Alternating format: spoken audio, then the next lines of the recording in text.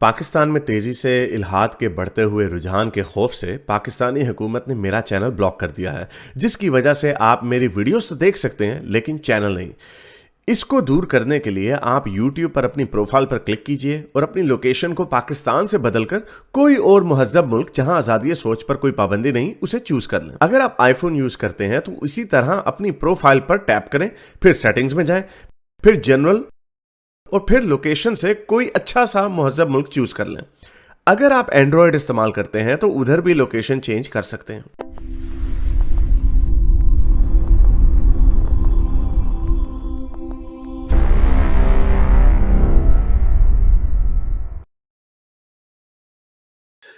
अच्छा जी, कलर को लेते हैं, बहुत देर से बैठा वरना पाकिस्तानी को भी लेना। हाँ जी, हाय हारिस, आवाज आ रही है आपको? हाँ जी, हाँ जी।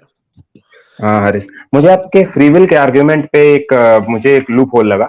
उसमें मैं ये कह रहा था कि आपका जो आर्ग्यूमेंट है वो सैम हैरिस से डिराइव हो रहा है कि हम डेली लाइफ में हमारे जो एक्शंस होते हैं वो हमारे एनवायरनमेंट के कॉन्सिक्वेंसेस, एनवायरमेंटल कंडीशनिंग और पेरेंटल कंडीशनिंग के। बट एक और फिजिक्स का आर्ग्यूमेंट है कि फिजिक्स के सारे लॉ वन वे या फिर रैंडम है।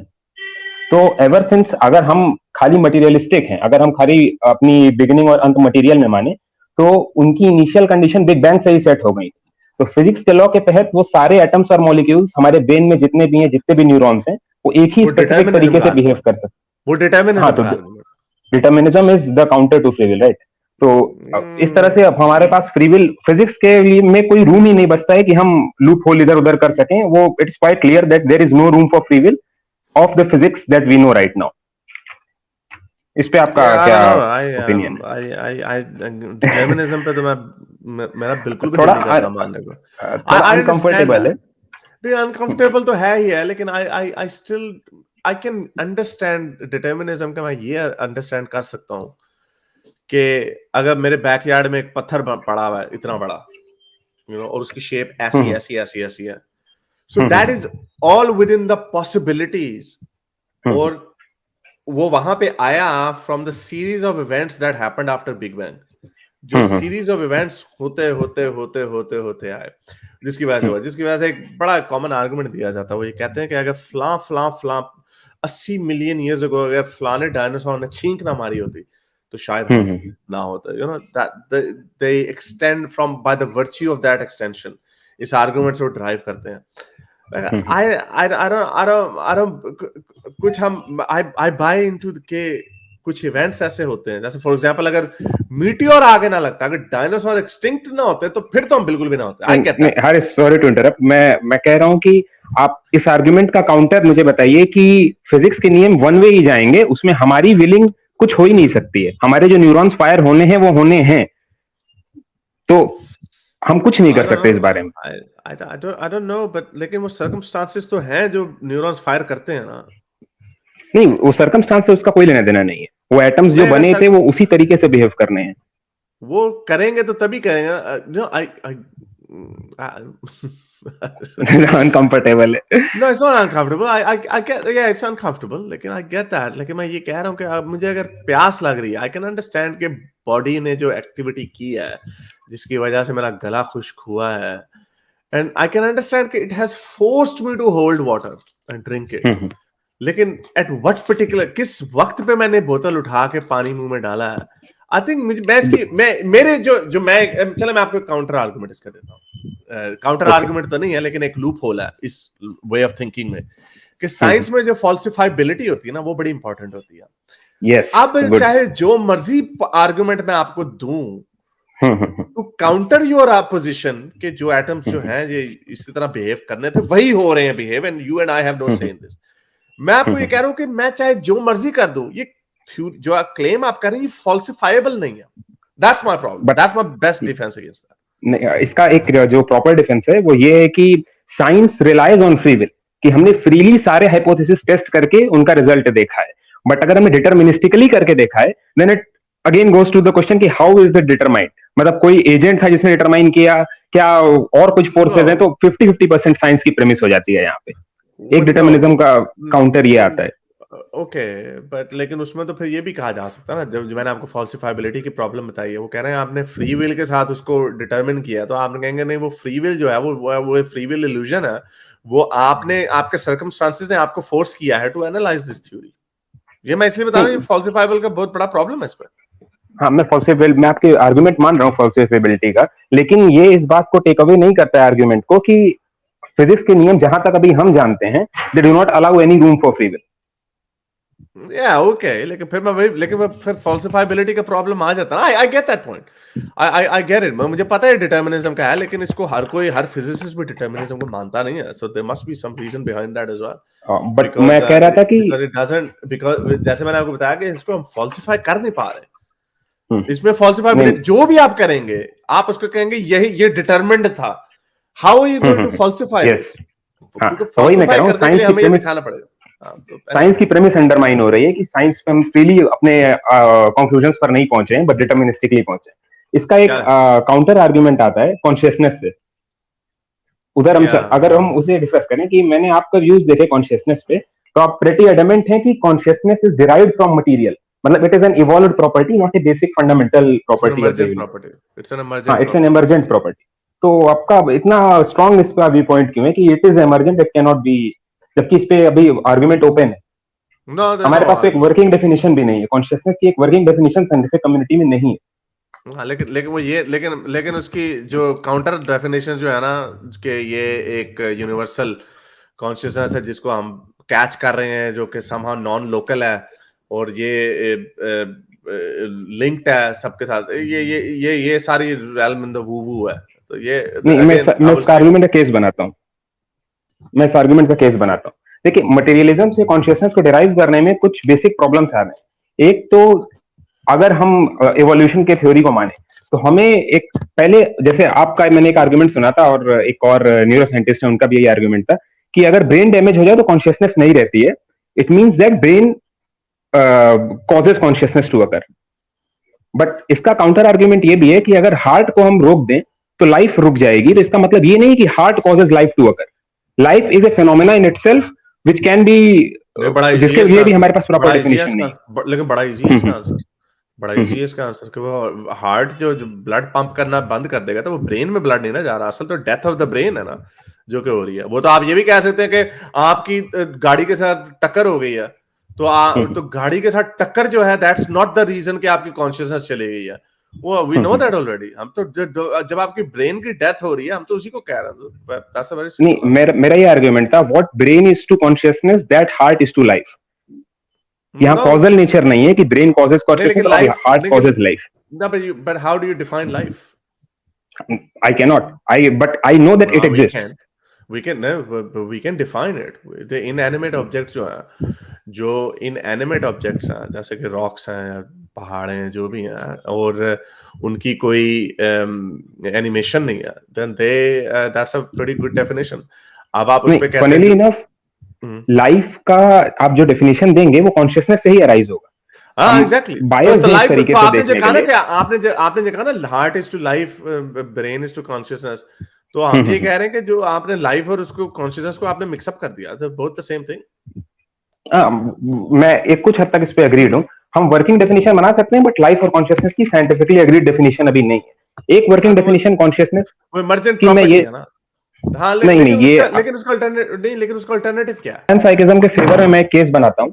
पैन साइकिज्म के फेवर में मैं ये केस आपको कह रहा था कि हाँ, अगर हम इवॉल्व हुए हैं out of material things, then consciousness makes no sense to emerge out.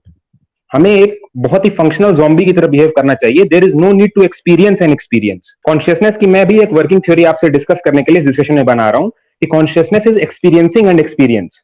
इसमें हम लूप होल ढूंढ सकते हैं, बट ब्रॉड ब्रश से वर्किंग डेफिनेशन मुझे लगता है ये सही है। Our experiencing ability to experience. Our ability to experiencing and experience is can be termed as consciousness. Okay, then fine. आप हाँ, ऑब्जर्व, लेकिन अब है तो ऑब्जर्वर ही है ना बीच में, you are just observing things, हाँ, यू आर वो observing it, observe, and then you are observing that you are observing yourself, हाँ, और अगर हम but you still need to physics be के नियम ऑब्जर्वर। माने, हम फ्री विल के अगर नियम माने, मतलब फिजिक्स के नियम, तो फ्री विल एग्जिस्ट नहीं करना चाहिए। फ्री विल अगर एग्जिस्ट नहीं करेगा तो एवरीथिंग इज डिटर्मिनिस्टिकली गोइंग ऑन। सो हमें ऑब्जर्वर इवोल्यूशनरी कॉन्शियसनेस को अराइज करने की जरूरत ही नहीं थी, एक इमरजेंट प्रॉपर्टी जो कि यूजलेस है, और अगर वो बाई प्रोडक्ट में किसी एक ऑफशूट में आ भी गई और उसका कोई सर्वाइवल बेसिस नहीं है तो उसे लुप्त हो जाना चाहिए कुछ टाइम में, it must go extinct But at least in. consciousness help. No, but consciousness help you a lot. No Consciousness helps you to make better informed decisions for no survivability. आपको किसने नो कहा? नो नो कैसे no नहीं? How does physics, consciousness not help you? मैं बता रहा हूँ क्योंकि हम कॉजल एजेंट नहीं है ना, हम कॉजल एजेंट है ही नहीं, consciousness does not causes anything, it is just an emergent phenomena. No, how does it not cause? Conscious. हमारे पास फिजिक्स के Okay. जितने नियम है। Okay, let me. I don't know about physics के नियम. Let's just leave it at that because we know अगर इतना simple होता ना physics के नियम तो there must have been so many physicists who would be saying all of these things and we would not have this problem. ठीक है? Let's just go by that. Yes, your interpretation जो आपकी understanding है and you are making a conclusion on that. So let's not make an absolute statement.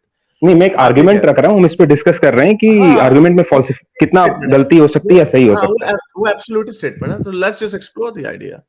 आप ये कह रहे हैं कि कॉन्शियसनेस जो है उसके कोई फायदा नहीं है।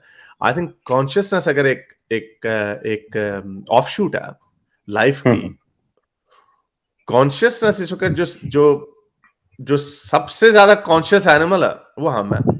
अगर हमें इसका फायदा नहीं हुआ तो क्या हमारे पास तो एनाटॉमिकली स्पीकिंग तो हम हर बाकी जानदारों से बहुत पीछे हैं। हमारी ब्रेन का जो साइज है व्हिच अलाउस कॉम्प्लिकेशन, कॉन्शियसनेस तो है लेकिन it allow us certain other things, जो एडवांस फॉर्म ऑफ कॉन्शियसनेस है, कॉग्निटिव एबिलिटीज वगैरह, उसके कितने फायदे हैं। I don't get that point.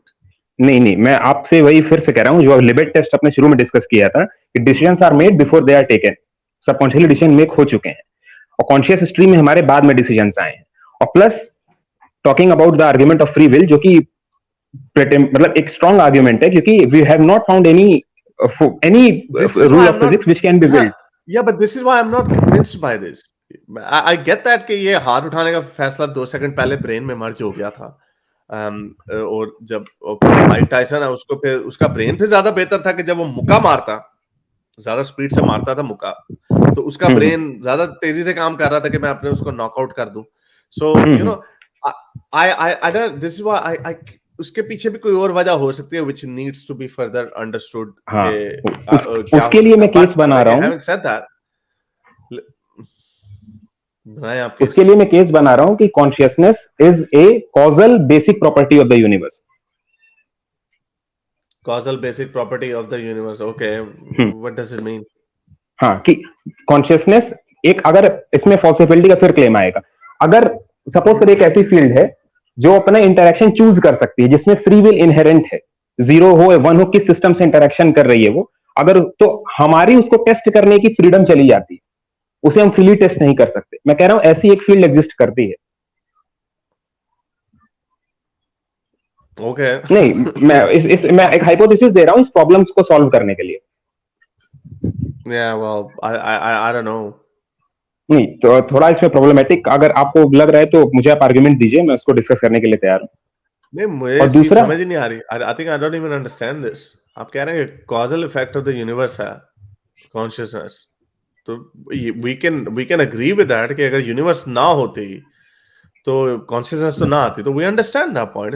इसमें क्या आर्गुमेंट की सटलिटी क्या है? नहीं हरीश, मैं ये कह रहा हूं कि other fields are objective in nature, gravitational field, electrostatic field are objective in nature, वो वैसे ही इंटरैक्ट करेंगी जैसा उनकी प्रॉपर्टी डिफाइंड है, F बराबर m1 m2 upon r square, इसी नेचर की। बट अगर एक ऐसी फील्ड एग्जिस्ट करे where free will is inherent in that field, interaction is inherent in that field, तो हम इस कॉम्प्लिकेशन से बाहर आ सकते हैं, क्योंकि वो फील्ड चूज करेगी। I haven't thought about that. I don't know, मुझे इसकी पूरी समझ नहीं आ रही अभी। But anyway, अगर आपको लग रहा है तो इसको कोई राइटिंग में लिखें इसको और कोई सबमिट करें, कोई probably read through। नहीं, मैं उस पे भी डिस्कस कर लेता हूँ। राइटिंग में भी अगर सैम हैरिस की वाइफ है Annaka Harris, recently she made the switch, earlier she was hardcore materialist, but अभी उनका आर्टिकल आया है, शायद 21 में आया है, 20 में आया है, किसी एक जर्नल का, एक बार मुझे चेक करना पड़ेगा। तो उसमें उन्होंने कह रहे हैं कि why panpsychism might be the truest of our theories. मैंने सैम हैरिस का भी एक रिसेंट इंटरव्यू देखा था, उसमें उन्होंने भी माना था कि all we perceive about other organism is their functionality, we do not perceive their consciousness. ये डिस्टिंक्शन मैं इसलिए कह रहा हूं, जैसे आपने स्ट्रीम के शुरुआत में कहा था, कर रहा हूं। नो आई हाँ agree with this, I agree with this, ये दैट मेक्स परफेक्ट सेंस कि हम जब हम उनकी फंक्शनैलिटी, क्योंकि हमें आपकी सोच तो नजर नहीं आ रही, that we understand that, we looking at your functionality.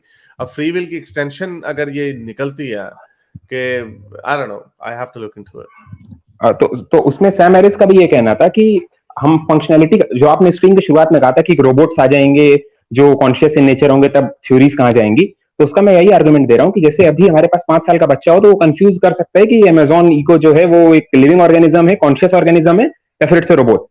But हम चूंकि हमारे पास एक्सपीरियंस ज्यादा है इसलिए करते हैं। मैं कह रहा हूँ साइंस एडवांस होगी तो functionality will reach that level where adult humans can confuse robots functionality for their consciousness. But हमारे पास ये मेजर करने का कोई तरीका नहीं कि if the robot is experiencing something और नॉट।